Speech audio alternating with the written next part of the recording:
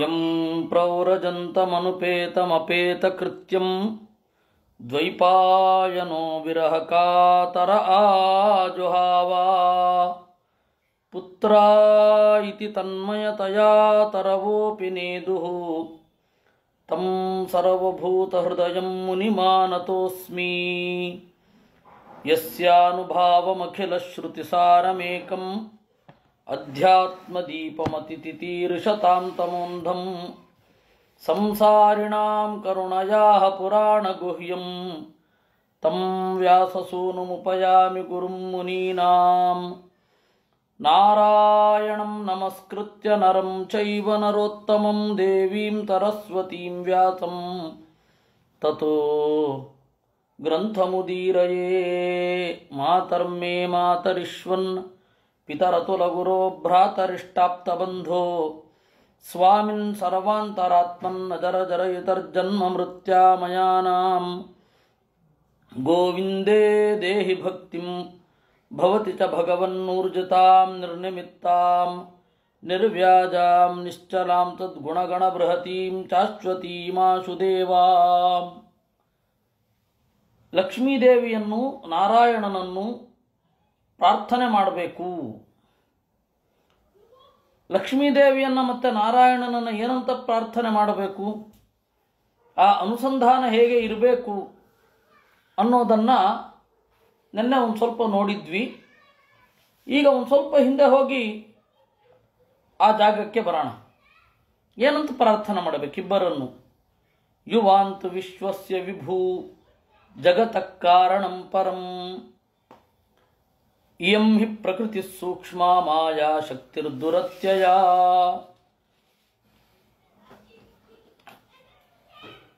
ಓ ಲಕ್ಷ್ಮೀನಾರಾಯಣರೇ, ಯುವಾಂ ವಿಶ್ವಸ್ಯ ವಿಭೂ, ನೀವು ಜಗತ್ತಿಗೆ ತಂದೆ ತಾಯಿಗಳು. ಜಗತಃ ಕಾರಣಂ ಪರಂ, ನೀವಿಬ್ಬರು. ಇಯಂ ಹಿ ಪ್ರಕೃತಿ ಸೂಕ್ಷ್ಮ, ಈ ಲಕ್ಷ್ಮಿಯಾದರೋ ಸೂಕ್ಷ್ಮ ಪ್ರಕೃತಿ ಅಂದರೆ ಚಿತ್ ಪ್ರಕೃತಿಯವಳು ಅಂತ. ಇಯಂ ಹಿ ಪ್ರಕೃತಿ ಸೂಕ್ಷ್ಮ ಮಾಯಾಶಕ್ತಿರ್ ದುರತ್ಯಯ,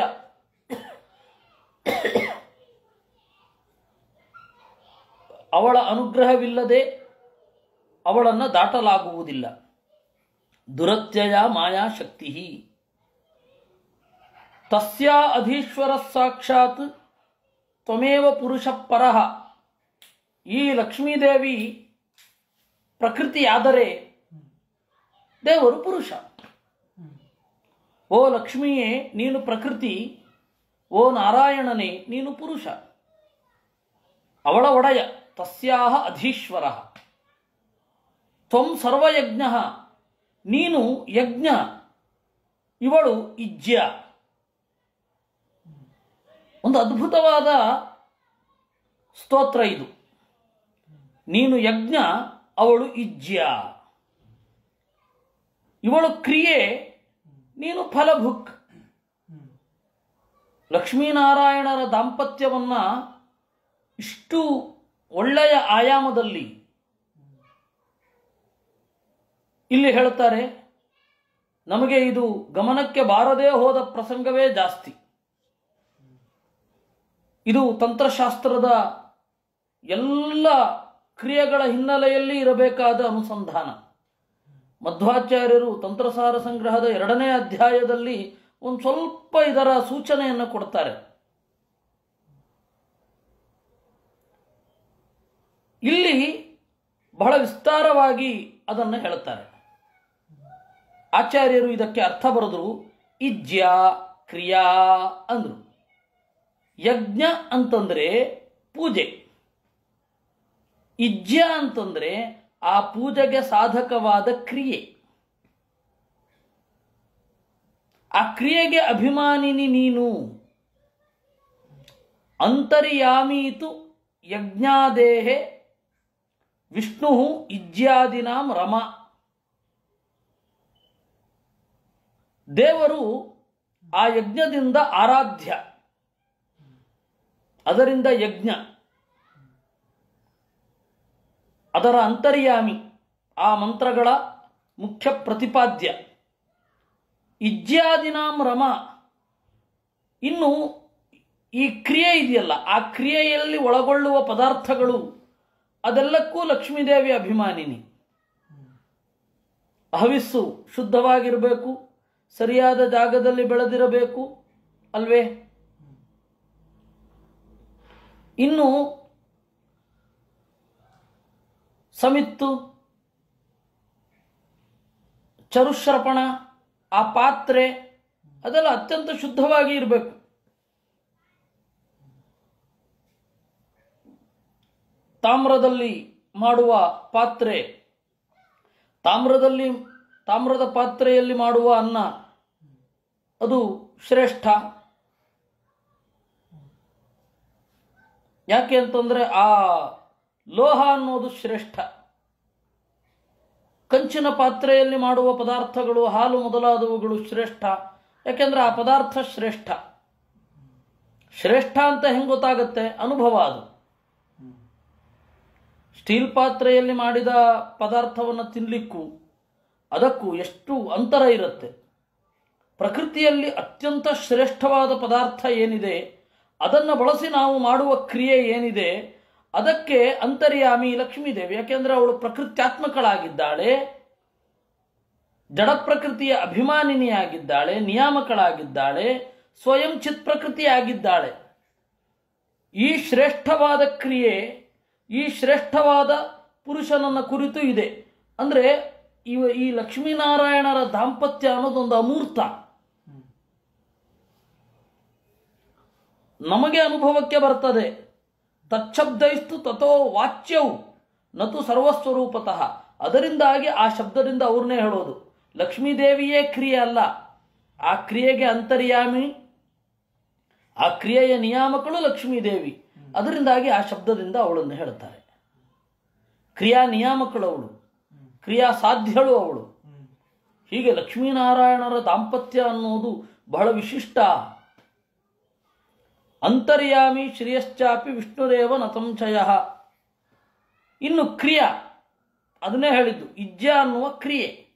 ಆ ಕ್ರಿಯೆಗೆ ಅವಳು ನಿಯಾಮಕಳು. ಆ ಕ್ರಿಯಾ ಅನ್ನುವ ಶಬ್ದದಿಂದ ವಾಚ್ಯಳು. ಕ್ರಿಯೆಗೆ ಗಮ್ಯವಾದವನು ದೇವರು. ಅದರಿಂದಾಗಿ ದೇವರು ಯಜ್ಞ.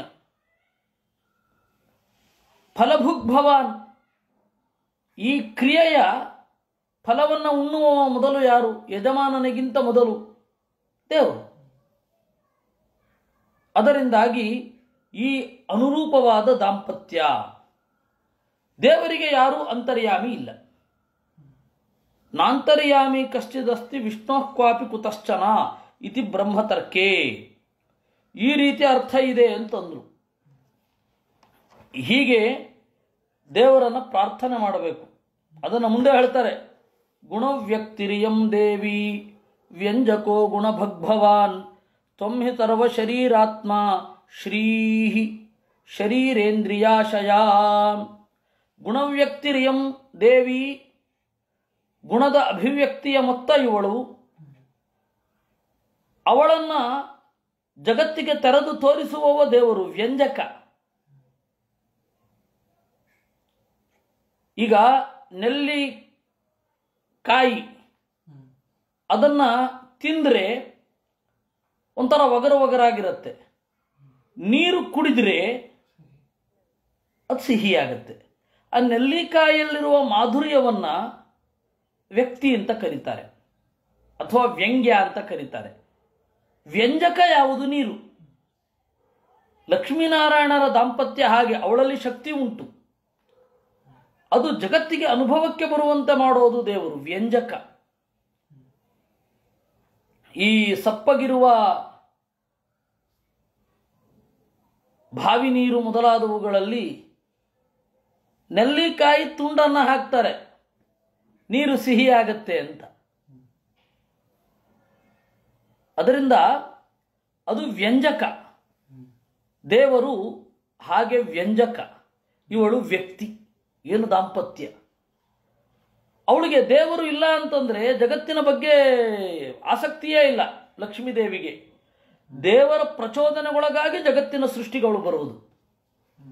ಅಂದ್ರೆ ಸಮಗ್ರ ದೇವರಿಗಾಗಿ ಅವಳ ಅಭಿವ್ಯಕ್ತಿ ಆಯಿತು.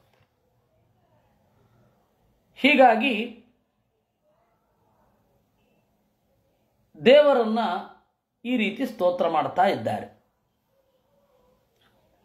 ಯಜ್ಞ ಅಂದ್ರೇನೆ ಕ್ರಿಯೆಗಳ, ಪದಾರ್ಥಗಳ, ಮಂತ್ರಗಳ ಸಂಗಮ.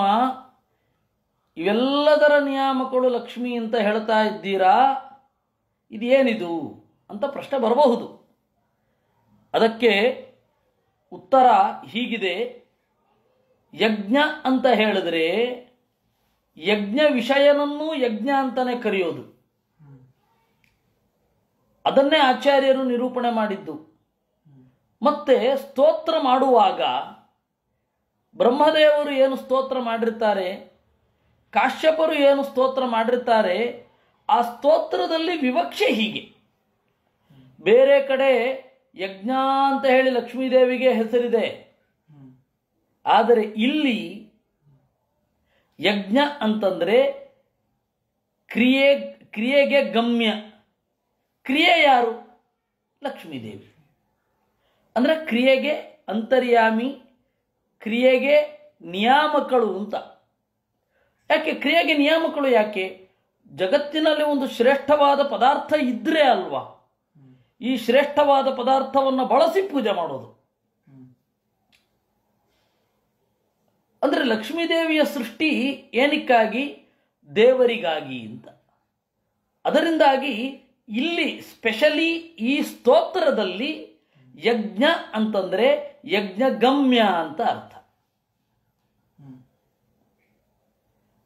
ಈ ಸ್ತೋತ್ರದಲ್ಲಿ ಯಜ್ಞ ಅಂದ್ರೆ ಯಜ್ಞಗಮ್ಯ.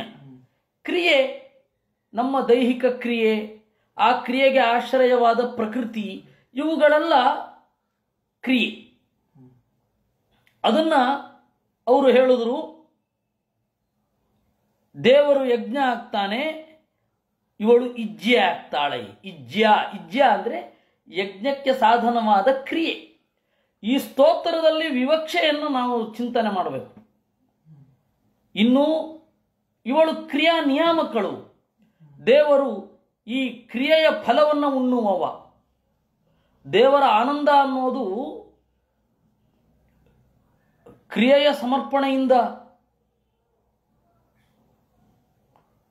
ಕ್ರಿಯೆಗೆ ವಿಷಯವಾಗಿ, ಕ್ರಿಯೆಗೆ ಪ್ರಚೋದಕನಾಗಿ, ಕ್ರಿಯೆಗೆ ನಿಯಾಮಕವಾಗಿ ಇವೆಲ್ಲ ಆಗ್ತಾ ಇರ್ಬೇಕಾದ್ರೆ ದೇವರ ಆನಂದ ಇದ್ದೇ ಇರುತ್ತೆ.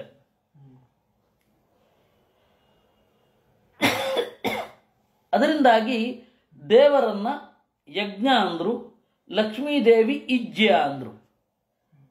ಲಕ್ಷ್ಮೀದೇವಿ ಕ್ರಿಯಾ ಅಂತಾದಳು, ಫಲಭುಕ್ ಅಂತ ಹೇಳಿ ದೇವರನ್ನ ಹೇಳಿದ್ದು.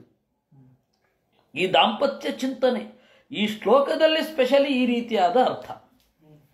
ಇನ್ನು ಗುಣವ್ಯಕ್ತಿರಿಯಂ ದೇವಿ, ಇದು ಗುಣದ ಅಭಿವ್ಯಕ್ತಿ. ಈ ಗುಣದ ಅಭಿವ್ಯಕ್ತಿಗೆ ಕಾರಣನಾದವನು ದೇವರು. ವ್ಯಂಜಕ ತ್ವಂ ಹಿ ಸರ್ವಶರೀರಾತ್ಮ ಶ್ರೀಹಿ ಶರೀರೇಂದ್ರಿಯಾಶಯ. ನೀನು ಜೀವರ ಅಂತರ್ಯಾಮಿಯಾದ ಸರ್ವೋತ್ತಮ. ಲಕ್ಷ್ಮೀದೇವಿ ಶರೀರದ ಒಳಗಡೆ, ಇಂದ್ರಿಯದ ಒಳಗಡೆ, ಆಶಯ ಅಂತಃಕರಣದ ಒಳಗಡೆ ಇರುವವಳು. ಅಂದ್ರೆ ಅವರಿಬ್ಬರು ಯಾವಾಗಲೂ ಜೊತೆಯಾಗಿರ್ತಾರೆ. ಸಮವ್ಯಾಪ್ತಿ ಅಂತನ್ನೋದು ಏನಿದೆ ಇಲ್ಲಿ ವಿಷಯ. ಸಮವ್ಯಾಪ್ತಿ ಅಂತನ್ನೋದು ವಿಷಯ ಆಗತ್ತೆ. ನಾಮರೂಪೇ ಭಗವತಿ ಪ್ರತ್ಯಯಸ್ತಮಪಾಶ್ರಯ ಯಥಾ ಯುವಾಂ ತ್ರಿಲೋಕಸ್ಯ ವರದೌ ಪರಮೇಷ್ಠಿನೌ ತಥೇಮಾ ಉತ್ತಮ ಶ್ಲೋಕ ಸಂತು ಸತ್ಯ ಮಮಾಶಿಷಃ. ನಾಮ ಮತ್ತೆ ರೂಪ ಇವುಗಳಿಗೆ ನಿಯಾಮಕಳು ಲಕ್ಷ್ಮೀದೇವಿ. ಯಾಕೆಂದರೆ ಜಗತ್ತಿನಲ್ಲಿ ಒಂದು ಹೆಸರು, ಆ ಹೆಸರಿಗೆ ತಕ್ಕ ಗುಣ ಇರಬೇಕು, ಆ ಹೆಸರಿಗೆ ಒಂದು ಆಕಾರ ಇರಬೇಕು. ನಾಮರೂಪಗಳು ಎರಡು ಬೇರೆ ಬೇರೆಯಾಗಿರೋದಿಲ್ಲ. ನಾಮರೂಪಗಳು ಬೇರೆ ಬೇರೆಯಾಗಿ ಇರೋದಿಲ್ಲ. ನಾಮರೂಪೇ ಭಗವತಿ, ನಾಮ ನಿಯಾಮಕಳಾಗಿ, ರೂಪ ನಿಯಾಮಕಳಾಗಿ ಪ್ರಕೃತಿ ಅಂದರೆ ಲಕ್ಷ್ಮೀದೇವಿ ಇರ್ತಾಳೆ. ಪ್ರತ್ಯಯ, ಈ ನಾಮರೂಪಗಳನ್ನು ಪ್ರಜ್ಞೆಯಲ್ಲಿ ಧರಿಸೋದು ಯಾವುದು? ಪ್ರಜ್ಞೆ. ನಾಮರೂಪಗಳು ನಿರ್ವಿಷಯ ಅಲ್ಲಲ್ಲ. ನಾಮ ಇದೆ, ರೂಪ ಇದೆ ಅಂದರೆ ಯಾರೋ ಒಬ್ಬರ ಪ್ರಜ್ಞೆಯಲ್ಲಿ ಇರಲೇಬೇಕದು. ಆ ಪ್ರಜ್ಞೆಯ ತರಹ ದೇವರು, ಆ ಪ್ರಜ್ಞೆಯಲ್ಲಿ ನಾಮರೂಪಗಳ ತರಹ ಲಕ್ಷ್ಮೀದೇವಿ. ಅಂದರೆ ಇಬ್ಬರು ಎಷ್ಟು ಜೋಡಿಸಿಕೊಂಡಿದ್ದಾರೆ ಅಂತ ಇದನ್ನು ರೂಪಕವಾಗಿ ನೋಡಿ, ಆಲಂಕಾರಿಕವಾಗಿ ನೋಡಿದಾಗ ಎಷ್ಟು ಸೊಗಸು. ಒಟ್ಟು ಇಲ್ಲಿ ಹೇಳ್ತಾ ಇರೋದು ಲಕ್ಷ್ಮೀ ಮತ್ತು ನಾರಾಯಣರ ಸಮವ್ಯಾಪ್ತಿಯನ್ನು, ಅದನ್ನು ತಲೆಯಲ್ಲಿಟ್ಕೊಳ್ಳಿ. ಈ ಎಲ್ಲಿ ಯಾವ ಶಬ್ದ ಕ್ಲಿಷ್ಟ ವಿವಕ್ಷೆಯಿಂದ ಭಿನ್ನವಾಗಿತ್ತು ಅದಕ್ಕೆ ಮಾತ್ರ ಆಚಾರ್ಯರು ಅರ್ಥ ಬರೆದರು. ನಾಮ ಹಾಗೂ ರೂಪಗಳು ಜ್ಞಾನದ ಒಂದು ಅಂಗ, ಜ್ಞಾನಕ್ಕೆ ಹೊಂದಿಕೊಂಡಿರ್ತದೆ. ಹಾಗೆ ಲಕ್ಷ್ಮೀದೇವಿ ಜ್ಞಾನಕ್ಕೆ ಹೊಂದಿಕೊಂಡು ಇರ್ತಾಳೆ. ಇನ್ನು ಯಥಾ ಯುವಾಂ ತ್ರಿಲೋಕಸ್ಯ ವರದೌ ಪರಮೇಷ್ಠಿನೌ, ಯಾವ ರೀತಿ ಜ್ಞಾನ ಅನ್ನೋದು ನಾಮರೂಪಗಳಿಗೆ ಆಸರೆಯೋ ಹಾಗೆ ನೀನು ಲಕ್ಷ್ಮೀದೇವಿಗೆ ಆಸರೆ. ನೀವಿಬ್ಬರು ಜಗತ್ತಿಗೆ ವರವನ್ನು ಕೊಡುವವರು, ಪರಮೇಷ್ಠಿಗಳು. ತಥೇಮ ಉತ್ತಮ ಶ್ಲೋಕ ಸಂತು ಸತ್ಯ ಮಮಾಶಿಷಃ. ಉತ್ತಮ ಶ್ಲೋಕ, ಒಳ್ಳೆಯ ಕೀರ್ತಿಯವನೇ, ನನ್ನ ಆಶಯಗಳು ಸತ್ಯವಾಗಲಿ. ಇತ್ಯಭೀಷ್ಟೂಯ ವರದಂ ಶ್ರೀನಿವಾಸಂ ಸಹಶ್ರಿಯ ತನ್ನಿಸಾರ್ಯೋಪಹರಣಂ ದತ್ವಾ ಚಮನಮರ್ಚಯೇತ್. ಈ ರೀತಿಯಾಗಿ ನಾರಾಯಣನನ್ನ, ಶ್ರೀನಿವಾಸ ನಾರಾಯಣನನ್ನ, ಲಕ್ಷ್ಮಿಯ ನೆಲೆ ಅಲ್ವಾ, ಶ್ರೀನಿವಾಸನಾದ ನಾರಾಯಣನನ್ನ ಲಕ್ಷ್ಮಿಯ ಜೊತೆಗೆ ಪೂಜಿಸಿ, ಉಪಹರಣಂ ನಿಸ್ಸಾರ್ಯ, ನೈವೇದ್ಯವನ್ನು ಮಾಡಿ ಆಚಮನಾದಿಗಳನ್ನು ಸಮರ್ಪಿಸಬೇಕು. ತತಸ್ತುವಾನ ಸ್ತೋತ್ರೇಣ ಭಕ್ತಿ ಪ್ರಹ್ವೇಣ ಚೇತಸಾ ಯಜ್ಞೋಚ್ಛಿಷ್ಟಮವಘ್ರಾಯ ಪುನಃ ಅಭ್ಯರ್ಚಯೇದ್ ಹರಿಂ. ಭಕ್ತಿಯಿಂದ, ಈ ಒಂದು ಭಕ್ತಿಯಿಂದ ಬಾಗಿ ಸ್ತೋತ್ರ ಮಾಡಿ ಯಜ್ಞೋಚ್ಛಿಷ್ಟವನ್ನು ಮೂಸಿ ಮತ್ತೆ ಪರಮಾತ್ಮನ ಪೂಜೆಯನ್ನು ಮುಂದುವರಿಸಬೇಕು. ಪತಿಂಚ ಪರಯಾ ಭಕ್ತ್ಯಾ ಮಹಾಪುರುಷ ಚೇತಸ ಪ್ರಿಯೈಸ್ತೈಸ್ತೈರುಪಚರೇತ್ ಪ್ರೇಮಶೀಲ ಸ್ವಯಂ ಪತಿ. ಗಂಡ ಯೋಗ್ಯನಾಗಿದ್ದರೆ ಗಂಡನಿಂದ ಅನುಮತಿಯನ್ನು ಪಡೆದು ಉಪದೇಶ ಪಡೆದು ಇದನ್ನು ಮಾಡಬೇಕಲ್ವಾ. ಅಂದರೆ ಗಂಡ ಯೋಗ್ಯನಾಗಿರಲೇಬೇಕು. ಯೋಗ್ಯನಲ್ಲದ ಗಂಡನನ್ನ ದೇವರ ಸನ್ನಿಧಾನ ಅಂತ ಚಿಂತನೆ ಮಾಡುವ ಅವಶ್ಯಕತೆಯೇ ಇಲ್ಲ. ಗಂಡ ಯೋಗ್ಯನಲ್ಲದೆ ಹೋದರೆ ಸಾಧನೆ ಸ್ವಂತ ಅಷ್ಟೆ. ಗಂಡ ಯೋಗ್ಯನಾಗಿ ಅವನಿಂದ ಉಪದೇಶ ಪಡೆದು ಇದನ್ನು ಮಾಡೋದಲ್ವಾ, ಅವನ ಜೊತೆ ಕೂತಿರ್ಬೇಕು. ಅವನು ನನಗೆ ನಂಬಿಕೆ ಇಲ್ಲ, ನಿನಗೆ ನಂಬಿಕೆ ಇದ್ರೆ ಮಾಡ್ಕೋ ಅಂತನ್ನುವವನಿಗೂ ನೀವು ಈ ರೀತಿ ಸ್ತೋತ್ರ ಅವನನ್ನು ಚಿಂತನೆ ಮಾಡಬೇಕಾದ, ಅವನನ್ನು ಆರಾಧಿಸಬೇಕಾದ ಅಗತ್ಯ ಇಲ್ಲ. ಯಾಕೆಂದರೆ ಜೊತೆಗೆ ಕೂತು ಮಾಡಬೇಕು ಅಂತ ಮುಂದೆ ಬರುತ್ತೆ. ಪತಿಂಚ ಪರಯಾ ಭಕ್ತ್ಯ, ಈ ಮಂತ್ರವನ್ನು ಉಪದೇಶ ಕೊಟ್ಟಿದ್ದಾನೆ, ಆದ್ದರಿಂದ ಪರಮಾತ್ಮನ ಪ್ರತೀಕ ಅಂತ ಹೇಳಿ ಅವನನ್ನು ಉಪಚರಿಸಬೇಕು. ಬಿಭ್ರೂಯಾತ್ ಸರ್ವಕಾರ್ಯಾಣಿ ಪತ್ನ್ಯಾ ಉಚ್ಚಾವಚಾನಿ ಚ ಕೃತಮೇಕ ತರೇಣಾಪಿ ದಂಪತ್ಯೋರುಭಯೋರಪಿ. ಒಪ್ಪಿಗೆ ಇತ್ತು ಅಂತಂದರೆ ಒಬ್ಬರು ಮಾಡಿದ್ರೂ ಸರಿಯೇ, ಒಪ್ಪಿಗೆ ಇಲ್ಲ, ಸಹಕಾರ ಇಲ್ಲ, ವಿರುದ್ಧವಾದ ಆಚರಣೆ ಇತ್ತು ಅಂತಂದರೆ ಮಾಡದೆ ವೈಯಕ್ತಿಕವಾಗಿ ಚಿಂತನೆ ಮಾಡ್ತಾ ಕೂಡೋದು ಅಷ್ಟೆ. ಪತ್ನ್ಯಾಂ ಕುರ್ಯಾತ್ ಅನರ್ಹಾಯಾಂ ಪತಿರೇತತ್ ಸಮಾಹಿತಃ ವಿಷ್ಣೋರ್ ವ್ರತಮಿದಂ ಬಿಭ್ರನ್ ನವಿಹನ್ಯಾತ್ ಕಥಂಚನ. ಮಧ್ಯದಲ್ಲಿ ಹೆಂಡತಿಗೆ ಅನಾರೋಗ್ಯ ಬರುತ್ತೆ, ಆಗ ಗಂಡ ಮುಂದುವರಿಸುವ ಹಾಗೆ ಇದ್ದರೆ ಇದನ್ನು ಮಾಡಬೇಕಿಲ್ಲ ಅಂದ್ರಿಲ್ಲ. ವಿಪ್ರಾನ್ ಸ್ತ್ರೀಯೋ ವರವತೀ ಸರ್ಗಂಧ ಬಲಿಮಂಡನೈ ಅರ್ಚೇತ್ ಅಹರಹರ್ ಭಕ್ತ್ಯ ಹೇವಂ ನಿಯಮ ಮಾಸ್ಥಿತ. ಇನ್ನು ಒಳ್ಳೆಯ ಹೆಣ್ಣು ಮಕ್ಕಳನ್ನು, ಒಳ್ಳೆಯ ಯೋಗ್ಯರನ್ನು ಪೂಜಿಸಬೇಕು. ಉದ್ವಾಸ್ಯ ದೇವಂ ಸ್ವೇಧಾಮ್ನಿ ತನ್ನಿವೇದಿತಮಗ್ರತಃ ಅದ್ಯಾತ್ ಆತ್ಮವಿಶುದ್ಧ್ಯರ್ಥಂ ಸರ್ವಕಾಮಾಪ್ತಯೇ ತಥಾ. ದೇವನನ್ನು ಮತ್ತೆ ವಿಸರ್ಜಿಸಿ ಉದ್ವಾಸ್ಯ ಅವನಿಗೆ ನಿವೇದನೆ ಮಾಡಿದ್ದನ್ನು ಅವನ ಎದುರುಗಡೆಯೇ ಉಣ್ಣಬೇಕು. ಯಾಕೆ? ಸರ್ವಕಾಮಾಪ್ತಯೇ, ಶುದ್ಧಿಗಾಗಿ, ಎಲ್ಲ ಕಾಮಗಳನ್ನು ಪಡೆಯಲಿಕ್ಕಾಗಿ. ಏತೇನ ಪೂಜಾ ವಿಧಿನ ಮಾಸಾನ್ ದ್ವಾದಶ ಹಾಯನಂ ನೀತ್ವಾ ಚೋಪರಮೇತ್ ಸಾಧ್ವಿ ಕಾರ್ತಿಕೆ ಚರಮೇ ಹನಿ. ಇದನ್ನ ಒಂದು ತಿಂಗಳಿಡೀ ಮಾಡಿ ಹಾಗೆ 1 ವರ್ಷ ಮಾಡಬೇಕು. 1 ವರ್ಷ ಮಾಡಿ ಉಪರಮೇತ್ ಸಾಧ್ವಿ ಕಾರ್ತಿಕೆ ಚರಮೇ ಹನಿ, ಕಾರ್ತಿಕ ಮಾಸದ ಕಡೆಯ ದಿವಸ ಈ ಪಾರಣೆಯನ್ನು ಮುಗಿಸ್ಬೇಕು, ಈ ವ್ರತವನ್ನು ಮುಗಿಸ್ಬೇಕು. ಶೋಭೂತೇಪ ಉಪಸ್ಪೃಶ್ಯ ಕೃಷ್ಣಮಭ್ಯರ್ಚ್ಯ ಪೂರ್ವವತ್ ಪಯಶ್ರುತೇನ ಜುಹುಯ ಚರುಣ ಸಹಸರ್ಪಿಷ ಪಾಕಯಜ್ಞ ವಿಧಾನೇನ ದ್ವಾದಶೈವ ಆಹುತಿ ಪತಿ. ಆಮೇಲೆ ಗಂಡ ಹೆಂಡಿರು ಕೂಡಿಕೊಂಡು ವ್ರತ ಮುಗಿದ ಮಾರನೆಯ ದಿನ ಸ್ನಾನಾದಿಗಳನ್ನು ಮಾಡಿ ದೇವರನ್ನು ಹಿಂದಿನಂತೆಯೇ ಪೂಜಿಸಿ ಪಯಶ್ರುತೇನ ಹಾಲಿನಲ್ಲಿ ಬೇಯಿಸಿದ ಅನ್ನದಿಂದ ತುಪ್ಪವನ್ನು ಕೂಡಿಸಿಕೊಂಡು ಪಾಕಯಜ್ಞ ವಿಧಾನದಿಂದ, ಪಾಕಯಜ್ಞ ಪುಟ್ಟ ಯಜ್ಞವನ್ನು ಪಾಕಯಜ್ಞ ಅಂತ ಕರೀತಾರೆ.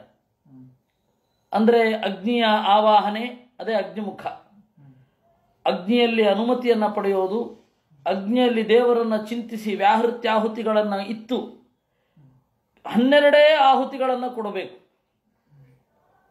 ಯಾವುದರಿಂದ? ಓಂ ನಮೋ ಭಗವತೆ ವಾಸುದೇವಾಯ ಇತ್ಯಾದಿಗಳಿಂದ. ಬ್ರಾಹ್ಮಣಾನ್ ಭೋಜಯೇದ್ಭಕ್ತ್ಯ ತ್ವನ್ನಾದ್ಯೈರ್ದ್ವಾದಶಾತ್ಮವಿತ್ ತೇಭ್ಯೋ ದದ್ಯಾತ್ ತಿಲಾನ್ ರಾಜನ್ ಸೋದಪಾತ್ರ ನಿಡಾನ್ವಿತಾನ್. ಬ್ರಾಹ್ಮಣರನ್ನ 12 ಜನ ಬ್ರಾಹ್ಮಣರಿಗೆ ಊಟ ಹಾಕಬೇಕು, ಅವರಿಗೆ ದಾನಾದಿಗಳನ್ನು ಮಾಡಬೇಕು. ದ್ವಾದಶಮೂರ್ತಿ ಆರಾಧನೆ ಅನ್ನೋದು ಎಲ್ಲ ವೈಷ್ಣವ ದೇವಸ್ಥಾನಗಳಲ್ಲೂ ಕಂಪಲ್ಸರಿ. ಕುಕ್ಕೆ ಸುಬ್ರಹ್ಮಣ್ಯದಲ್ಲಿ, ಆಮೇಲೆ ಧರ್ಮಸ್ಥಳದಲ್ಲಿ ಎಷ್ಟೋ ರಹಸ್ಯಗಳೆಲ್ಲ ಉಂಟು. ಒಂದು ಪ್ರಸಿದ್ಧ ಕ್ಷೇತ್ರದಲ್ಲಿ ಒಬ್ಬ ಬ್ರಾಹ್ಮಣ ಮಾಂತ್ರಿಕ ನನ್ನ ವಿಷ ಹಾಕಿ ಕೊಂದ ತಪ್ಪಿಗೆ ಇವತ್ತಿಗೂ ಕೂಡ ದ್ವಾದಶಮೂರ್ತಿ ಆರಾಧನೆ ಮಾಡ್ತಾ ಇರ್ಬೇಕು. ಅವ್ರು ನಿಲ್ಲಿಸೋ ಹಾಗಿಲ್ಲ. ಕಷ್ಟ ಇರಲಿ ಒಂದು ರೀತಿ, ಇಲ್ಲಾಂದ್ರೆ ಅದು ಇವತ್ತು ಬೇರೆ ಆಗೋಗೋದು. ದ್ವಾದಶಮೂರ್ತಿ ಆರಾಧನೆ ಮಾಡಲೇಬೇಕು ಅವರು. ಆ ಪರಿಸ್ಥಿತಿಗೆ ಬಂತು.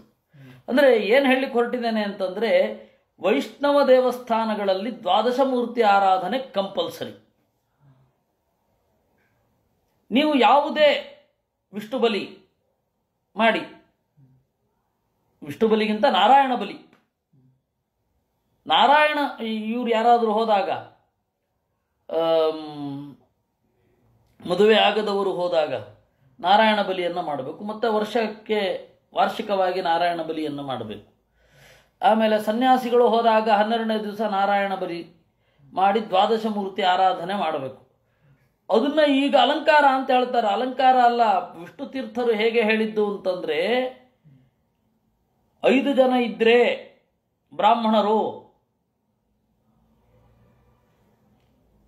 ಪಂಚಮೂರ್ತಿಗಳ ಆರಾಧನೆ, 4 ಜನ ಇದ್ರೆ ಚತುರ್ಮೂರ್ತಿಗಳ ಆರಾಧನೆ, 1000 ಜನ ಇದ್ರೆ ವಿಶ್ವಾದಿ ಮೂರ್ತಿಗಳ ಆರಾಧನೆ ಅಂತ ಆ ರೀತಿ ಹೇಳಿದ್ದು. ಅದು ರಾಘವೇಂದ್ರ ಸ್ವಾಮಿಗಳ ಕಾಲದಲ್ಲಿ ಏನಾಯಿತು, ರಾಘವೇಂದ್ರ ಸ್ವಾಮಿಗಳಿಗೆ ಅನ್ನಿಸಿತು, ನಾನು ಪಟ್ಟ ಕಷ್ಟ ಮುಂದಿನವರು ಪಡಬಾರದು. ಅದರಿಂದಾಗಿ ಅತ್ಯಂತ ಯೋಗ್ಯರಾದ, ಅವರು ಒಟ್ಟಂನಲ್ಲಿ ಬರೆದಿಟ್ಟಿದ್ದಾರೆ, ಯೋಗ್ಯರಾದ ಅಧ್ಯಯನಶೀಲರಾದ ಬ್ರಾಹ್ಮಣರಿಗೆ 1 ವರ್ಷಕ್ಕಾಗುವಷ್ಟು ಆಹಾರ ಪದಾರ್ಥ ಮೊದಲಾದವುಗಳನ್ನು ಕೊಟ್ಟುಬಿಡಬೇಕು. ಅವನಿಗಿನ್ನೂ ತಲೆ ಬಿಸಿ ಇಲ್ಲ, ಓದ್ತಾ ಇರ್ತಾನ. ಅವನು ಅಧ್ಯಯನ ಮಾಡಲಿಕ್ಕೆ ಎಲ್ಲೂ ಹೋಗಬೇಕಾದ ಪ್ರಸಂಗ ಇಲ್ಲ, ಯಾವ ಕೆಲಸನೂ ಮಾಡಬೇಕಾದ ಪ್ರಸಂಗ ಇಲ್ಲ. ಅದು ಸ್ಪಿರಿಟ್. ರಾಘವೇಂದ್ರ ಸ್ವಾಮಿಗಳು ಬಹಳ ಕರುಣಾಳುಗಳು. ನಾನು ಅನುಭವಿಸಿದ ಕಷ್ಟ ಬೇರೆಯವರು ಅನುಭವಿಸಬಾರದು ಅಂತ. ಅದರಿಂದಾಗಿ ಒಟ್ಟು ಅಲಂಕಾರ ಅಂತ ಇವತ್ತೇನು ಬಂದಿದೆ ಅದಕ್ಕೆ ಮೂಲ ಇದು. ಯಾವುದೇ ಒಂದು ಪದ್ಧತಿ ಮೂಲದಲ್ಲಿ ಬೇರೆಯಾಗಿದ್ದು ನಂತರದಲ್ಲಿ ಬೇರೆಯಾಗೋದು ಸಹಜ. ತಿಳ್ಕೊಂಡಿರಬೇಕು ಅಷ್ಟೆ, ತಿಳ್ಕೊಂಡಿರಬೇಕು ಸಹಜ. ಒಳ್ಳೆಯ ಉದ್ದೇಶದಿಂದ ಶುರು ಆಗಿದ್ದು ಆಮೇಲೆ ಆ ಮೂಲಭೂತವಾದ ಉದ್ದೇಶ ಮರೆತು ಹೋಗೋದು ಅತ್ಯಂತ ಸಹಜ. ಹಾಗೆ ಇದು ಕೂಡ ಆಗಿದೆ. ಒಬ್ಬ ಬ್ರಾಹ್ಮಣನನ್ನು ಕರೆದು ದೇವರ ಪ್ರತೀಕಾಂತ ಚಿಂತನೆ ಮಾಡೋದು, ಅದರಲ್ಲಿ ಸಂಖ್ಯೆಗಳಿದೆ. ಅದರಲ್ಲಿ ನೋಡಿ, ಇಲ್ಲಿ ದ್ವಾದಶ ಮೂರ್ತಿ ಆರಾಧನೆ ಇದೆ ಅಷ್ಟೆ. ಆಶಿಷ ಶಿರಸಾದಾಯ ದ್ವಿಜೈ ಪ್ರೀತೈ ಸಮೀರಿತಾ ಪ್ರಣಮ್ಯ ಶಿರಸಾ ಭಕ್ತ್ಯಾ ಭುಂಜೀತ ತದನುಜ್ಞಯ. ಅವರ ಹರಕೆಗಳನ್ನು ತಲೆಬಾಗಿ ಸ್ವೀಕರಿಸಿ ಭಕ್ತಿಯಿಂದ ಅವರ ಅನುಜ್ಞೆ ಕೊಟ್ಟ ಮೇಲೆ ಉಣ್ಣಬೇಕು. ಆಚಾರ್ಯ ಮಗ್ರತ ಕೃತ್ವ ವಾಗ್ಯತ ಸಹಬಂಧುಭಿ ದದ್ಯಾತ್ ಪತ್ನಿ ಚರೋಶೇಷಂ ಸುಪ್ರಜಾಸ್ತ್ವಂ ಸುಸೌಭಗಂ. ಆಮೇಲೆ ಆಚಾರ್ಯರ ಎದುರುಗಡೆ ಮೌನಿಯಾಗಿದ್ದು ದೇವರನ್ನು ಪ್ರಾರ್ಥನೆ ಮಾಡಿ ಪತ್ನಿಗೆ ಚರುಶೇಷವನ್ನು ಗಂಡನಾದವನು ಕೊಡಬೇಕು. ಸುಪ್ರಜಾಸ್ತ್ವಂ ಸಸೌಭಗಂ, ಒಳ್ಳೆ ಮಕ್ಕಳು ಹುಟ್ಟಲಿ ನಿನಗೆ ಅಂತ ಅವನು ಆಶೀರ್ವಾದ ಮಾಡಬೇಕು. ಏತಚ್ಚರಿತ್ವಾ ವಿಧಿವತ್ ವ್ರತಂ ವಿಭೋರಭೀಪ್ಸಿತಾರ್ಥಂ ಲಭತೆ ಪುಮಾನ್ಯಃ ಸ್ತ್ರೀರ್ವಾ ತದಾಸ್ಥಾಯ ಲಭೇತ ಸೌಭಗಂ ಶ್ರಿಯಂ ಪ್ರಜಾಂ ಜೀವಪತಿಂ ಯಶೋಗೃಹಂ. ಇದನ್ನು, ಈ ವ್ರತವನ್ನು ವಿಧಿವತ್ತಾಗಿ ಆಚರಿಸಿ ಪುರುಷ ಆಗಲಿ ಸ್ತ್ರೀ ಆಗಲಿ ಜೊತೆಗಿರಬೇಕು. ಒಳ್ಳೆ ಸೌಭಾಗ್ಯವನ್ನು, ಸಂಪತ್ತನ್ನು, ಮಕ್ಕಳನ್ನು, ಯಶಸ್ಸನ್ನು, ಮನೆಯನ್ನು ಪಡಿತಾನೆ. ಕನ್ಯಾಪಿ ವಿಂದೇತ ಸಮಗ್ರ ಲಕ್ಷಣಂ ಪತಿಂ ತ್ವವೀರಾ ಹತಕಿಲ್ಬಿಷಾ ಗತಿಂ ಮೃತಪ್ರಜಾ ಜೀವಸುತಾಂಧನೇಶ್ವರಿ ಸುದುರ್ಭಗ ಸುಭಗ ರೂಪಮಗ್ರಿಯಂ. ಕನ್ಯೆಯೂ ಕೂಡ ಒಳ್ಳೆ ಲಕ್ಷಣ ಇರುವ ಪತಿಯನ್ನು ಪಡಿತಾಳೆ. ಅವೀರ, ಯಾರು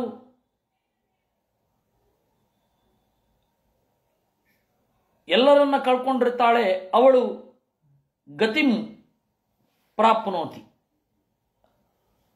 ಮಕ್ಕಳು ಸತ್ತೋಗಿರ್ತಾರೆ, ಮಕ್ಕಳ ಸಾವನ್ನು ಎದುರುಗಡೆ ನೋಡಬೇಕಿರುತ್ತೆ, ಅವಳು ಒಳ್ಳೆ ಗತಿಯನ್ನು ಹೊಂದುತ್ತಾಳೆ. ಹಣವನ್ನು ಪಡಿತಾಳೆ,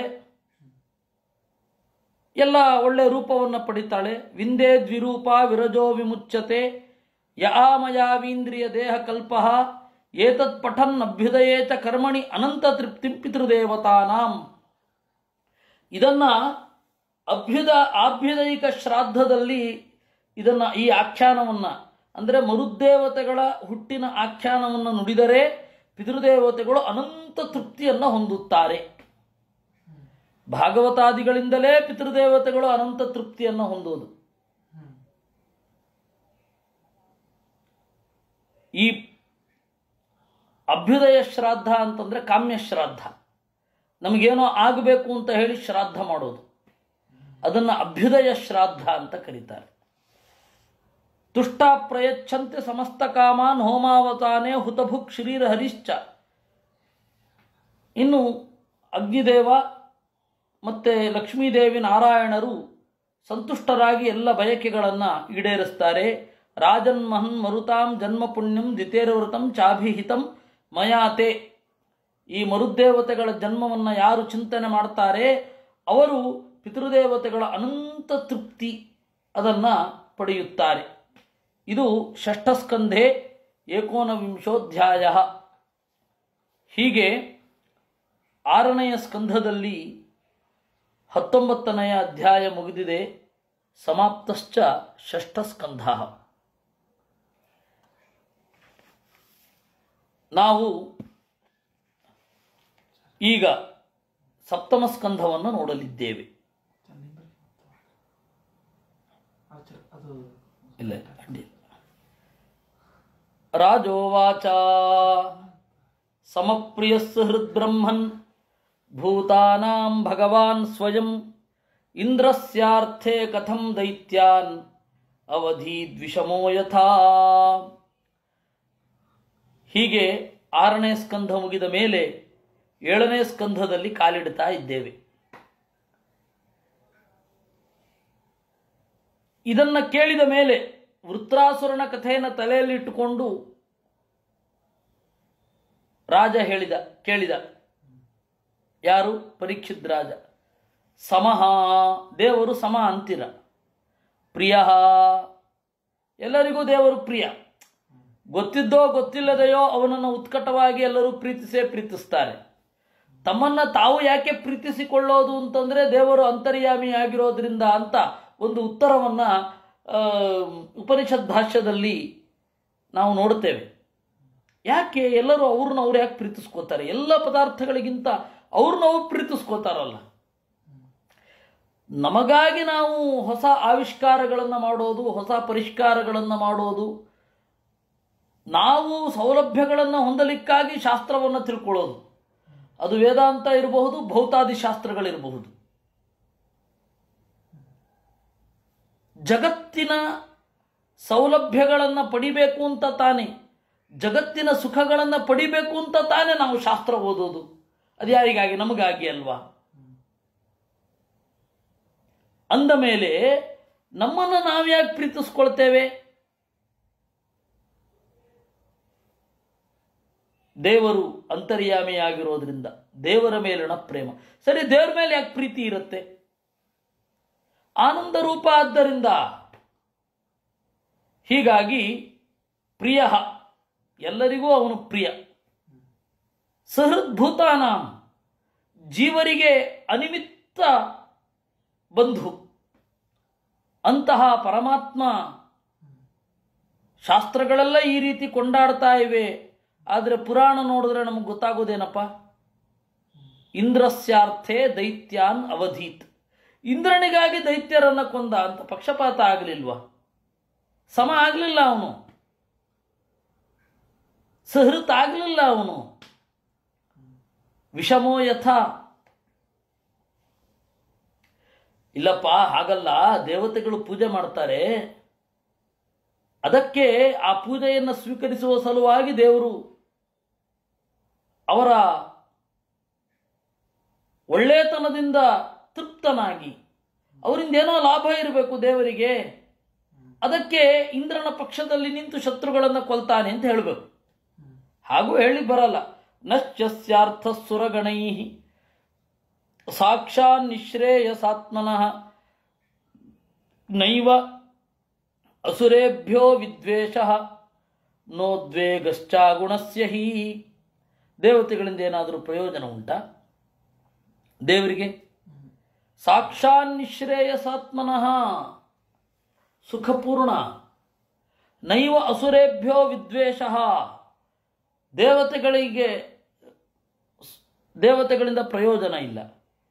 ದೈತ್ಯರಿಂದ ಉದ್ವೇಗ ಆಗಲಿ ದ್ವೇಷ ಆಗಲಿ ಇಲ್ಲ. ಯಾಕೆಂದ್ರೆ ಅವನ ಗುಣ ಸತ್ವಗುಣ ಇಲ್ಲ, ರಜೋಗುಣ ಇಲ್ಲ, ತಮೋಗುಣ ಇಲ್ಲ. ಇತಿ ನ ಸುಮಹಾಭಾಗ ನಾರಾಯಣ ಗುಣಾನ್ ಪ್ರತಿ ಸಂಶಯ ಸುಮಹಾನ್ ಜಾತಃ ತಂ ಭವಾನ್ ಛೇತ್ತುಮರ್ಹತಿ. ದೇವರ ಗುಣದ ಬಗ್ಗೆನೇ ನಮಗೆ ಸಂದೇಹ ಬರ್ತಾ ಇದೆ. ಯಾಕೆ ಅಂದರೆ ದೇವರು ಯಾಕೆ ಇಂದ್ರನ ಪಾರ್ಟಿಯಲ್ಲಿ ನಿಂತು ದೈತ್ಯರನ್ನು ಕೊಲ್ತಾನೆ ಅಂತ ಪ್ರಶ್ನೆ. ಇದರಲ್ಲಿ ಬಹಳ ಪ್ರಶ್ನೆಗಳಿಗೆ ಉತ್ತರ ಇದೆ. ಈ ಪ್ರಶ್ನೆ ಬಹಳ ಪ್ರಶ್ನೆಗಳನ್ನು ಒಳಗೊಂಡಿರುತ್ತೆ. ದೇವರು ಎಲ್ಲರಿಗೂ ಒಂದೇ ರೀತಿ ಮಾಡಬೇಕಿತ್ತು, ಇತ್ಯಾದಿ ಇತ್ಯಾದಿ ಎಲ್ಲ ಪ್ರಶ್ನೆಗಳು. ದೇವರು ಸಾತ್ವಿಕರನ್ನು ಮಾತ್ರ ಎತ್ತರಕ್ಕೆ ಏರಿಸಿ, ರಜೋಗುಣದವರನ್ನು ಮಧ್ಯದಲ್ಲಿ ಇರಿಸಿ, ತಮೋಗುಣದವ್ರನ್ನ ಕೆಳಗಡೆ ಯಾಕೆ ತುಳಿತಾನೆ? ದೇವರಿಗೆ ಯಾರಿಂದಲೂ ಆನಂದ ಹಾನಿ ಆಗೋದಿಲ್ಲ ಅಂದರೆ ಎಲ್ಲರನ್ನೂ ಯಾಕೆ ಉದ್ಧಾರ ಮಾಡಬಾರದು? ಈಗೆಲ್ಲ ಏನೇನು ಪ್ರಶ್ನೆ ಕೇಳ್ತಾರೋ ಅದಕ್ಕೆಲ್ಲ ಇದೇ ಉತ್ತರ. ಈಗ ಕೊಡೋ ಶುಕಾಚಾರ್ಯರು ಕೊಡುವ ಉತ್ತರ. ಕೆಲವೊಮ್ಮೆ ಹೀಗಾಗತ್ತೆ, ಎಲ್ಲರ ಪ್ರಶ್ನೆಯನ್ನು ನಾವು ಅನುವಾದ ಮಾಡಿಕೊಂಡು ಉತ್ತರ ಕೊಡ್ಲಿಕ್ಕಾಗಲ್ಲ. ಶಾಸ್ತ್ರ ಹೀಗಿದೆ ಅಂತ ಹೇಳ್ತಾ ಹೋಗ್ತೇವೆ, ಅವರು ಅದರ ಬೇಸ್ ಮೇಲೆ ಮತ್ತೆ ಇದನ್ನು ಓದಿ ಅವರು ಪಡಿಬೇಕು. ಯಾಕೆಂದರೆ ಶಾಸ್ತ್ರವನ್ನು ನಾವು ನೋಡುವಾಗ ನಮ್ಮ ಸಂದೇಹವನ್ನು ಇಟ್ಟುಕೊಂಡು ನೋಡ್ತೇವೆ. ನಮ್ಮ ಪ್ರಶ್ನೆಗಳಿಗೆ ಈ ಶಾಸ್ತ್ರ ಉತ್ತರ ಕೊಡುತ್ತೆ. ನಾನು ನಿಮ್ಮ ಆ್ಯಂಗಲಲ್ಲಿ ನಿಂತು ನೋಡಿರಲ್ಲ, ನಿಮ್ಮ ಪ್ರಶ್ನೆ ನನ್ನ ಪ್ರಶ್ನೆ ಆಗಿರಲ್ಲ ಎಷ್ಟೋ ಬಾರಿ. ಅದು ಯಾವತ್ತೋ ಒಂದು ಸರ್ತಿ ಕನೆಕ್ಟ್ ಆಗಿದ್ರೆ ಅದು ಉತ್ತರ ಬರುತ್ತೆ. ಕೆಲವೊಮ್ಮೆ ಎಲ್ಲ ಸಂದರ್ಭದಲ್ಲಿ ಕನೆಕ್ಟ್ ಆಗಬೇಕು ಅಂತ ಇಲ್ಲ. ಅದರಿಂದ ಶಾಸ್ತ್ರವನ್ನ ಚಿಂತನೆ ಮಾಡೋದಷ್ಟೇ ನಮಗೆ ಬಂದದ್ದು. ಯಾವಾಗಲೂ ಒಮ್ಮೆ ಉತ್ತರ ಹೊಳೆಯುತ್ತೆ.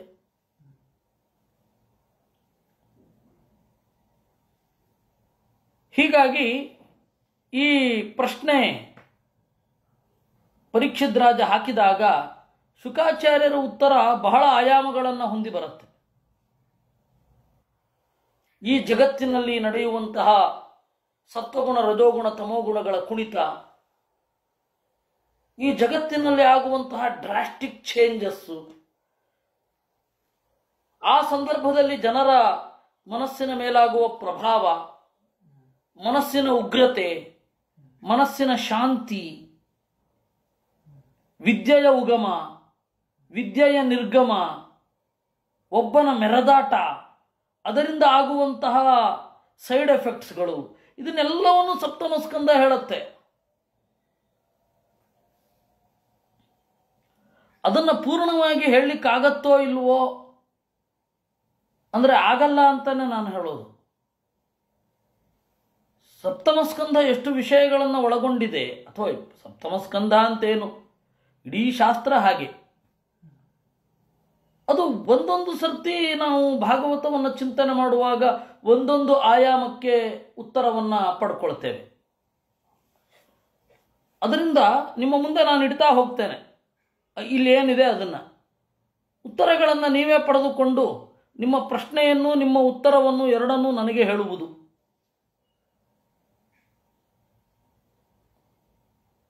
ಇಲ್ಲಿಗೆ ಬರಬೇಕಾಗತ್ತೆ.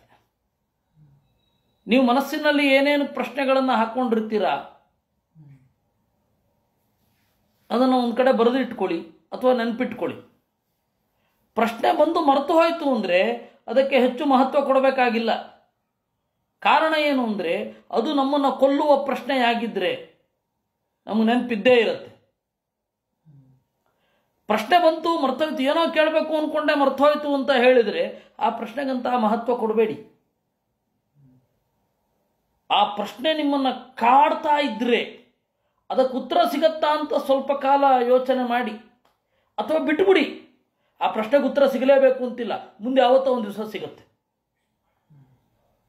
ಪ್ರಶ್ನೆಗೆ ಉತ್ತರ ಹಲವಾರು ರೀತಿ ಸಿಗೋದು. ನಮಗೆ ಒಂದು ಮೂಲೆಯಲ್ಲಿ ಪ್ರಶ್ನೆ ಇರುತ್ತೆ. ಉದಾಹರಣೆಗೆ ಒಂದು ಸಂಗತಿ ಹೇಳ್ತೇನೆ.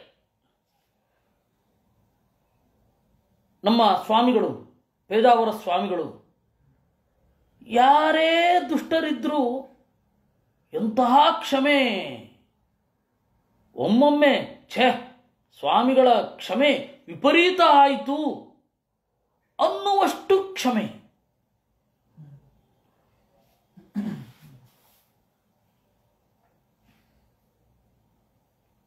ಏನು ತಪ್ಪು ಮಾಡಿದರೂ ಕ್ಷಮೆ ಮಾಡಿ ಅವನನ್ನು ಮುಂದುವರಿಸ್ತಾ ಇದ್ರು. ನೀನು ಮುಂದುವರಸು ಅಂತ. ಅದು ವಿದ್ಯಾರ್ಥಿ ಆಗಿದ್ದರಂತೂ ಎಲ್ಲ ತಪ್ಪಿಗೂ ಕ್ಷಮೆಯೇ. ಯಾಕೆ ಹೀಗೆ? ಮತ್ತೆ ಯೋಗ್ಯರಾದವರನ್ನು ಆರಿಸ್ಕೊಳ್ಳಿ, ಯಾರ್ಯಾರೋ ಬರ್ತಾರೆ, ಪೆದ್ರನ್ನೆಲ್ಲ ಯಾಕೆ ಇಟ್ಕೊಂಡಿದ್ದಾರೆ ಅಂತ ಹೇಳಿ ನಮಗೆ ಬಹಳ ಸಂದೇಹಗಳು. ಪಾಸ್ ಆಗದೆ ಹೋದರೂ ಅವನನ್ನು ಇಲ್ಲ ನೀನು ಓದು ಅಂತ ಹೇಳ್ತಾರೆ, ಮುಂದಿನ ಕ್ಲಾಸಿಗೆ ಹಾಕಿಸ್ತಾರೆ. ಕೆಲವೊಮ್ಮೆ ಯಾಕೆ ಹೀಗೆಲ್ಲ ಮಾಡ್ತಾರೆ? ಯಾರೋ ಒಬ್ಬ ನಾನು ಇದನ್ನು ಓದಲ್ಲ ಸ್ವಾಮಿ ಅಂತಾನೆ, ಆಯಿತು ನೀನು ಯಾವುದಿಷ್ಟವೋ ಅದನ್ನು ಓದು ಅಂತಾರೆ. ಈ ಥರ ಎಲ್ಲ ಯಾಕೆ ಮಾಡ್ತಾರೆ? ಬಹಳ ಸಂದೇಹಗಳಿತ್ತು. ಎಷ್ಟೋ ವರ್ಷಗಳು ಸಂದೇಹ ಇದ್ದಿದ್ದದು. ಆಮೇಲೆ ಯಾವತ್ತೋ ಒಂದು ದಿವಸ, ಅದು 2006, ನನಗೆ ಈ ಪ್ರಶ್ನೆ ನೆನಪಿದೆ, ಉತ್ತರ ಹೊಳೆದದ್ದು ಇದೆ. ಒಮ್ಮೆ ತೈತ್ತಿರಿಯ ಭಾಷ್ಯವನ್ನು ಪಾರಾಯಣ ಮಾಡ್ತಾ ಇದ್ದೆ. ನ ಕಂಚನ ವಸತೌ ಪ್ರತ್ಯಾಚಕ್ಷೀತ ತದ್ವ್ರತಂ ಅಂತ ಬಂತು. ಯಾರಾದರೂ ಒಬ್ರು ಜ್ಞಾನಕ್ಕಾಗಿ ನಿಮ್ಮಲ್ಲಿ ವಾಸ ಮಾಡ್ತೇನೆ ಅಂತ ಬಂದ್ರೆ ನಕಂಚನ ಪ್ರತ್ಯಾಚಕ್ಷೀತ, ಯಾರನ್ನೂ ತಿರಸ್ಕರಿಸಬಾರದು. ಬೇಡ ನಿನಗಾಗಲ್ಲ ಹೊರಟೋಗು ಅಂತನೋ, ಅಥವಾ ಓದಲಿಕ್ಕೆ ಅಂತ ಬಂದಾಗ ಅವನನ್ನು ಡಿಸ್ಕರೇಜ್ ಮಾಡಿ ಓಡಿಸ್ಬಿಡೋದು, ಇವುಗಳನ್ನು ಮಾಡಬಾರದು, ಅದೊಂದು ವ್ರತ ಅಂತ ಹೇಳ್ತಾರೆ. ಯಾರನ್ನೂ ಡಿಸ್ಕರೇಜ್ ಮಾಡಬೇಡ. ಏನನ್ನೋ ಓದ್ತೇನೆ ಅಂತಂದಾಗ ಎಲ್ಲರನ್ನ ಇಲ್ಲ, ಯಾಕೆಂದ್ರೆ ಯಾರಲ್ಲಿ ಯಾವ ಋಷಿ ಅಡಗಿರ್ತಾನೆ ಅಂತ ನಮ್ಗೆ ಗೊತ್ತಿರತ್ತಾ? ಯಾರಲ್ಲಿ ಯಾವಾಗ ಆ ಸ್ಫುರಣ ಇರುತ್ತೆ ನಮ್ಗೇನು ಗೊತ್ತಾಗಲ್ಲ. ನಮ್ಮ ಕರ್ತವ್ಯ ಏನಪ್ಪ, ನಮ್ಮ ಜೊತೆಗಾರರಲ್ಲಿ ಯಾರು ನಮ್ಮ ಜೊತೆಗೆ ಅಧ್ಯಯನಕ್ಕೆ ಬರ್ತಾರೆ ಅವ್ರ ಜೊತೆ ವಿಷಯ ಹಂಚಿಕೊಳ್ಳೋದು ಬಿಟ್ಟಿನ್ನೇನಿದೆ. ಸುಖ ಅಂದ್ರಷ್ಟೇ. ಬೌದ್ಧಿಕವಾದ ಗೆಳೆತನವೇ ಗೆಳೆತನ. ಗೆಳೆತನ ಬೌದ್ಧಿಕ ಅಲ್ಲದೆ ಹೋದ್ರೆ ಅದು ಗೆಳೆತನವೇ ಅಲ್ಲ. ಬುದ್ಧಿಯಿಂದ ಮ್ಯಾಚ್ ಆಗದೆ ಹೋದ್ರೆ ಅದು ಒಂದು ಗೆಳೆತನ ಏನ್ರಿ? ಅದು ಒಂದು ಸಂಬಂಧವೇ? ಈಗ ಕುಟುಂಬದವರಿಗಿಂತ ಹೆಚ್ಚು ನಮಗೆ ಇಷ್ಟ ಆಗೋದು ನಮ್ಮ ಮಿತ್ರರು. ಯಾಕೆ ಹೇಳಿ? ಸಮಾನಶೀಲ ವ್ಯಸನರಾಗಿರ್ತಾರೆ. ಅದರಿಂದಾಗಿ ಈ ಹಿನ್ನೆಲೆಯಲ್ಲಿ ನಕಂಚನ ಪ್ರತ್ಯಾಚಕ್ಷಿತ, ಯಾರನ್ನೂ ತಿರಸ್ಕರಿಸಬಾರದು. ಒಬ್ಬ ನಿಮ್ಮ ಹತ್ರ ಇದ್ದು ಓದಿ ಬರ್ತೇನೆ ಅಂತ ಈಗ ಮನೆಗಳಲ್ಲಿ ಇಟ್ಕೊಳ್ಳಿಕ್ಕೆ ಸಾಧ್ಯ ಆಗಲ್ಲ ಬಿಡಿ. ಕಾರಣ ಏನು ಅಂತಂದರೆ ಅದರದ್ದೇ ಆದ ಸಮಸ್ಯೆಗಳುಂಟು. ಮನೆಯಲ್ಲಿ ಇಟ್ಕೊಳ್ತೇವೆ ಅಂತಂದರೆ ನಾವು ಏನೇನೋ ಸಮಸ್ಯೆಗಳು. ಮನೆಯಲ್ಲಿ ಇಟ್ಟುಕೊಳ್ಳೋದು ಸ್ವಲ್ಪ ಕಷ್ಟವೇ.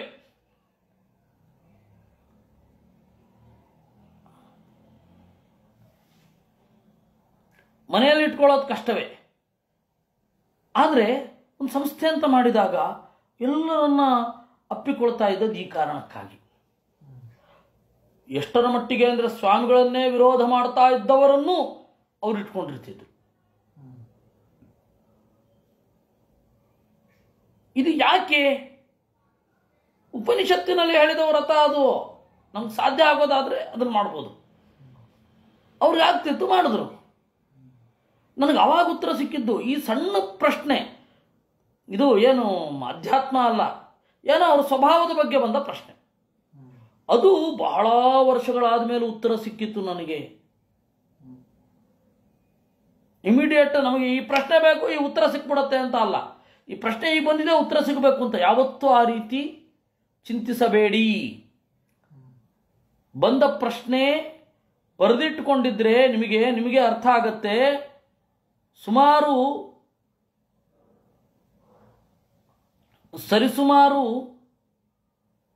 2 ತಿಂಗಳು 3 ತಿಂಗಳೊಳಗಡೆ ಆ ಪ್ರಶ್ನೆಗೆ ಉತ್ತರ ಸಿಕ್ಬಿಡುತ್ತೆ. ಇನ್ಯಾವುದೋ ಮುಖಾಂತರ. ಅದಾದ ಮೇಲೂ ಸಿಗಲಿಲ್ಲ ಅಂತಂದ್ರೆ ಅದಕ್ಕೆ ನಮ್ಮ ತಾಳ್ಮೆ ಬೇಕು. ಅದನ್ನು ತೆಗೆದುಕೊಳ್ಳುವಂತಹ ಶಕ್ತಿ ದೇವರು ಕೊಡ್ತಾನೆ. ಕೊಟ್ಟಾಗ ಖಂಡಿತ ಆಗತ್ತೆ. ಹೀಗಾಗಿ ನಮಗೆ ಬಹಳ ಈ ತರಹದ ಉತ್ತರಗಳು. ಇನ್ನೊಂದು ಸಂಗತಿ ಹೇಳಿಬಿಡ್ತೇನೆ. ಅವಾಗ ಬಹಳ ವಿದ್ಯಾಪೀಠ ಶುರು ಆಗಿದ್ದು ಸುಮಾರು 60 ವರ್ಷ ಆಯಿತು. ಸ್ವಾಮಿಗಳದ್ದು ಕೆಲವೊಂದೆಲ್ಲ ಯಾವ ರೀತಿ ಕಂಡಿದೆ ಅಂತ ಅನ್ಲಿಕ್ಕೆ. ಗುರುವೆಂಕಟಾಚಾರ್ಯರು ಪುಟ್ಟ ಹುಡುಗ, ಗಬ್ಬೂರು ಅಂತ ರಾಯಚೂರು ಹತ್ರ ಒಂದು ಊರು. ಅಲ್ಲಿಂದ ಯಾರೋ ಒಬ್ರು ಬಂದು ಸೇರಿಸಿದ್ರು, ಅಥವಾ ಇವರೇ ಸೇರಿಕೊಂಡ್ರು, ಏನೋ ಆಯಿತು, ಒಟ್ಟು ಸೇರಿಕೊಂಡ್ರು. ಅವಾಗೆಲ್ಲ ವಿದ್ಯಾಪೀಠದಿಂದ ವಿದ್ಯಾರ್ಥಿಗಳು ಹೋಗಬೇಕಾದ್ರೆ 2 ಫೀಸ್ ಕೊಡ್ತಾ ಇದ್ರು. 2 ದಾರಿ ಖರ್ಚು. ಹೋಗುವಾಗ ಒಂದು, ಬರಬೇಕಾದ್ರೂ ಒಂದು. ಅಂದ್ರೆ ಅಷ್ಟು ಬಡತನ ಇತ್ತು ಅವಾಗ. ಅದನ್ನು ಜೋಪಾನವಾಗಿ ತೆಗೆದಿಟ್ಕೊಂಡು ಬರಬೇಕು. ಯಾರಾದ್ರೂ ಒಬ್ಬ ವಿದ್ಯಾರ್ಥಿ ಫೇಲ್ ಆದ ಅಂತಂದ್ರೆ ಒಂದೇ ಖರ್ಚು, ಹೋಗ್ಲಿಕ್ಕೆ ಮಾತ್ರ, ಬರ್ಲಿಕ್ಕಿಲ್ಲ. ಈಗ ಮೆಕ್ಡೊನಾಲ್ಡ್ ಏನೋ ಆಗಿದೆ ಇದ್ರ ರಾಮಕೃಷ್ಣ ಆಶ್ರಮ ಸರ್ಕಲ್ ಹತ್ರ. ಆ ಮೆಕ್ಡೊನಾಲ್ಡ್ ಯಾರ ಮನೆ ಅಂದ್ರೆ ರಾವ್ ಬಹದ್ದೂರ್ ವೆಂಕಟೇಶ್ ರಾಯರು ಅಂತ ಅವ್ರ ಮನೆ. ಅವರು ಬಹಳ ದೊಡ್ಡ ಹುದ್ದೆಯಲ್ಲಿದ್ದರು. ವಿದ್ಯಾಪೀಠಕ್ಕೆ ಬಹಳ ಜನ ಮಹನೀಯರ ಕಾಂಟ್ರಿಬ್ಯೂಷನ್ ಇದೆ, ಅದು ಬೇರೆ. ಅವರು ಪರೀಕ್ಷೆಗಳನ್ನೆಲ್ಲ ನೋಡಿಕೊಂಡು ವಿದ್ಯಾರ್ಥಿಗಳಿಗೆ ಹೋಗಿ ಬರೋ ಚಾರ್ಜ್ ಕೊಡ್ತಾ ಇದ್ದವರು. ಅವಾಗ ಗುರುವೆಂಕಟಾಚಾರ್ಯ ಸ್ವಾಮಿಗಳು ಇನ್ನು ಇದು ಚಿಕ್ಕ ಹುಡುಗ, 2ನೇ ಕ್ಲಾಸ್, ಫೇಲ್. ಇವನ್ನ ಕಳಿಸ್ಬಿಡೋದು, ಬೇಜಾರು ಮಾಡಿದ್ರೆ ಇಲ್ಲ, ಈ ಸರ್ತಿ ಮಾತ್ರ ನಾನು ಹೇಳ್ದ ಹಾಗೆ ಕೇಳಬೇಕು, ಕಳಿಸ್ಬಿಡ್ಲಿಕ್ಕಿಲ್ಲ. ಈ ಹುಡುಗ ಫೇಲ್ ಆದರೆ ಮತ್ತೆ ಮುಂದೆ ಬರೀತಾನೆ, ಪರೀಕ್ಷೆ ಬರೀತಾನೆ. ಎರಡನೇ ಸರ್ತಿ ಬರೆಯೋದು ಇರಬೇಕು. ಆಮೇಲೆ ಆಗಿದ್ದ ಇತಿಹಾಸ. ಅವರು ಅದು ಗುರುವೆಂಕಟಾಚಾರ್ಯರು ಅಷ್ಟು ಇಷ್ಟು ಎತ್ತರಕ್ಕೆ ಏರಿದ್ದರಲ್ಲಿ ಇನ್ನೊಬ್ಬ ಮಹನೀಯರ ಕಾಂಟ್ರಿಬ್ಯೂಷನ್ ಇದೆ. ವೆಂಕಟರಮಣ ಐತಾಳ್ರು. ವೆಂಕಟರಮಣ ಐತಾಳ್ರು ಅವಾಗ ಸರ್ವಮೂಲ ಪ್ರಿಂಟ್ ಆಗ್ತಾ ಇತ್ತು, ಅಂದರೆ ಟೀಕೆ, ವಿಷ್ಣು ತತ್ವ ನಿರ್ಣಯದ ಟೀಕೆ ಪ್ರಿಂಟ್ ಆಗುವಾಗ ಅದರ ಕರಡು ತಿದ್ದುತ್ತಾ ಇರ್ತಿದ್ರು. ರಾತ್ರಿ ಇಡೀ ಪ್ರೂಫ್ ಕರೆಕ್ಷನ್ ಮಾಡ್ತಾ ಕೂಡೋರು. ಆ ವೆಂಕಟರಮಣ ಐತಾಳ್ರ ಜೊತೆಗೆ ಗುರು ವೆಂಕಟಾಚಾರ್ಯ ಕೊಡ್ತಾ ಇದ್ರು. ಸಾಧ್ಯವಾದಷ್ಟು ನಿದ್ರೆ ಬರೋ ತನಕ, ನಿದ್ರೆ ತಡಿಲಿಕ್ಕೆ ಆಗೋದಿಲ್ಲ ಅನ್ನೋ ತನಕ ಪ್ರೂಫ್ ಕರೆಕ್ಷನ್ ಮಾಡೋದು, ಆಮೇಲೆ ಒಂದು ಸ್ವಲ್ಪ ಹೊತ್ತು ಮಲ್ಕೊಳ್ಳೋದು, ಮತ್ತೆ ಹೇಳೋದು, ಮತ್ತೆ ಮಾಡೋದು. ಹೀಗೆ ಮಾಡಿ ಅವರು ಮಾಡಿದ ಮೇಲೆ ಅವರು ವಿಪರೀತ ಪ್ರಜ್ಞಾನೈಶಿತ್ಯ ಬಂದ್ಬಿಡಿತು. ಗೊತ್ತಿಲ್ಲ ಯಾರು ಯಾವಾಗ ಹೇಗೆ ಯಾರಲ್ಲಿ ಯಾವ ಋಷಿ ಇರ್ತಾನೆ ನಮಗೆ ಗೊತ್ತಿರಲ್ಲ. ನಾವು ಜೊತೆಗೆ ಬಂದ್ರಪ್ಪ, ಒಟ್ಟಿಗೆ ಊಟ ಮಾಡೋಣ, ಒಟ್ಟಿಗೆ ಚಿಂತನೆ ಮಾಡೋಣ ಅಂತ ಹೇಳ್ಬೋದಷ್ಟೆ. ಅದರಿಂದಾಗಿ ಗೊತ್ತಿರಲ್ಲ. ನಾವು ಪಾಠ ಮಾಡೋದು ಅಂತ ಅಂತೇವೆ, ನಾವು ಮೇಲ್ಗಡೆ ಕೊಡ್ತೇವೆ, ಎದುರುಗಡೆ ಇರೋರು ಕೆಳಗಡೆ ಕೊಡ್ತಾರೆ. ಆದರೆ ಕೆಲವೊಮ್ಮೆ ಹಾಗೇನಾಗಿರಲ್ಲ. ಕೆಲವೊಮ್ಮೆ ಅವರಿಂದ ನಮಗೆ ಒಳ್ಳೇದು ಬರುತ್ತೆ. ಒಂದು ಉದಾಹರಣೆ ಹೇಳ್ತೇನೆ. ಬೇಕಷ್ಟು ಎಷ್ಟು ಕಲ್ತಿದ್ದೇವೆ ಅಂತಂದರೆ ಅಷ್ಟು ಲಿಸ್ಟ್ ಹೇಳ್ತಾ ಹೋದರೆ ಅದು ಮುಗಿಯೋದೇ ಇಲ್ಲ. ನಮ್ಮ ರಮೇಶ್ ಅವರು ಗೀತಾ ಭಾಷ್ಯ ಕೇಳ್ತಾ ಇದ್ದಾಗ ನಾನಾ ಜನಸ್ಯ ಶುಶ್ರೂಷಾ ಕರ್ಮಾಖ್ಯ ಕರವನ್ಮಿತೇಹೆ ಅಂತ ಒಂದು ಮಾತು ಬಂತು. ಮಧ್ವಾಚಾರ್ಯರ ಭಾಷ್ಯ ಅದು. ಕರ್ಮದಲ್ಲಿ ತೊಡಗಬೇಕು. ಕರ್ಮ ಅಂದರೆ ಏನು? ನಾನಾ ಜನಸ್ಯ ಶುಶ್ರೂಷಾ ಕರ್ಮ, ಜನರ ಶುಶ್ರೂಷೆ ಕರ್ಮ. ಒಂದು ಸೇವೆ ಅಂತ ಅರ್ಥ. ಶುಶ್ರೂಷೆ ಅನ್ನೋದಕ್ಕೆ ಸೇವೆ ಅಂತ ಅರ್ಥ. ನಮಗೆ ಹೊಳೆದಿದ್ದಷ್ಟು. ಆದರೆ ರಮೇಶ್ ಅಣ್ಣನಿಗೆ ಅನ್ನಿಸಿತು, ಇಲ್ಲ ಅದು ಶ್ರೋತುಮಿಚ್ಛ, ಬೇರೆಯವರ ದುಃಖವನ್ನು ಕೇಳೋದು ಒಂದು ದೇವರ ಸೇವೆ ಅಂತ. ಅದು ದೇವರ ಕರ, ದೇವರಿಗೆ ಕೊಡುವಂತಹ ಟ್ಯಾಕ್ಸ್ ಅದು. ಹೀಗಾಗಿ ಗೊತ್ತಿರಲ್ಲ. ಹೌದು, ನಮಗೆ ಕೆಲವೊಮ್ಮೆ ಏನು ಮಾಡಲಿಕ್ಕಾಗಲ್ಲ. ಬೇರೊಬ್ಬರ ದುಃಖವನ್ನು ನಮ್ಮಲ್ಲಿ ಹಂಚಿಕೊಂಡಾಗ ಹೌದಾ ಅಂತಂದ್ರೆ ಅವ್ರಿಗೆ ಎಷ್ಟೋ ರಿಲೀಫ್ ಆಗುತ್ತೆ. ಅದು ದೇವರಿಗೆ ಕರ. ಯಾಕೆ ಬಂತು ಅಂದರೆ ಈ ಸಪ್ತಮ ಸ್ಕಂಧದ ಪ್ರಶ್ನೆ 3 ಶ್ಲೋಕಗಳಲ್ಲಿ ಇದೆ. ಅದಕ್ಕೆ ಇವ್ರು ಕೊಡುವ ಉತ್ತರ ಇನ್ನೂ ಅನೇಕ ಪ್ರಶ್ನೆಗಳನ್ನು ಪರಿಹಾರ ಮಾಡಬಹುದು. ಇಡೀ ಜಗತ್ತಿನ ಕುಣಿತ, ಜಗತ್ತಿನ ಮಣಿತ ಗೊತ್ತಿರಲ್ಲ. ಜಗತ್ತಿನಲ್ಲಿ ಏನೇನೋ ಸಿಚುಯೇಷನ್ಗಳು ಬರ್ತಾ ಇರುತ್ತೆ. ಒಂದು ಕಾಲದಲ್ಲಿ ಹೀಗಿರುತ್ತೆ, ಇನ್ನೊಂದು ಕಾಲ ಹಾಗಾಗತ್ತೆ. ಒಂದು ಕಾಲದಲ್ಲಿ ಧರ್ಮ ವಿಜೃಂಭಿಸುತ್ತೆ, ಇನ್ನೊಂದು ಕಾಲದಲ್ಲಿ ಅಧರ್ಮ, ಇನ್ನೊಂದು ಕಾಲದಲ್ಲಿ ನೆಟ್ಟ ನಡುವೆ ಹೋಗ್ತಾ ಇರುತ್ತೆ. ನಮ್ಮ ಬಾಳಿನಲ್ಲಿ ಆಗತ್ತೆ, ಒಂದು ದಿವಸದಲ್ಲಿ ಆಗತ್ತೆ, ಒಂದು ಗಂಟೆಯಲ್ಲಿ ಈ ರೀತಿ ಏರಿಳಿತಗಳಾಗತ್ತೆ. ಏನಿವೆಲ್ಲ? ಇದರ ಹಿಂದಿನ ಕುಣಿತ ಯಾರದ್ದು? ಕಡೆಯ ಕುಣಿತ ಒಂದುಂಟು, ಸದಾಶಿವನದ್ದು. ಅವನ ಕುಣಿತಕ್ಕೆ ಕಾರಣ ಯಾರು? ಆ ವಿಚಿತ್ರ ಆಯಾಮದಲ್ಲಿ ಈ ಸರ್ಗ ಓಪನ್ ಆಗತ್ತೆ. ಅದನ್ನು ನಾವು ನಾಳೆಯಿಂದ ನೋಡೋಣ ಅಂತ ಹೇಳ್ತಾ ಇವತ್ತಿನ ಚಿಂತನೆಯನ್ನು ಮುಗಿಸ್ತೇನೆ. ವಸ್ತುತಃ ಇವತ್ತು ಒಂದು ಸ್ವಲ್ಪ ಹರಟೆ ಆಯಿತು, ಆದರೆ ಪಾಠದಲ್ಲಿ ಹರಟೆ ಒಂದು ಸರ್ತಿ ಬಂದೇ ಬರುತ್ತೆ.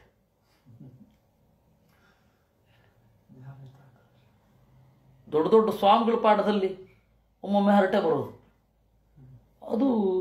ಅದು ಕೂಡ ಅಧ್ಯಯನದ ಒಂದು ಅಂಗವೇ. ಹೀಗಾಗಿ ನಾಳೆಯಿಂದ ಸಪ್ತಮ ಸ್ಕಂಧವನ್ನು ನೋಡೋಣ. ಕೃಷ್ಣಾರ್ಪಣಮಸ್ತು. ಅನೇನ ಭಾವಿ ಯತ್ ಪುಣ್ಯಂ ತದಾಪ್ನೋತು ಪಿತಾ ಮಮ.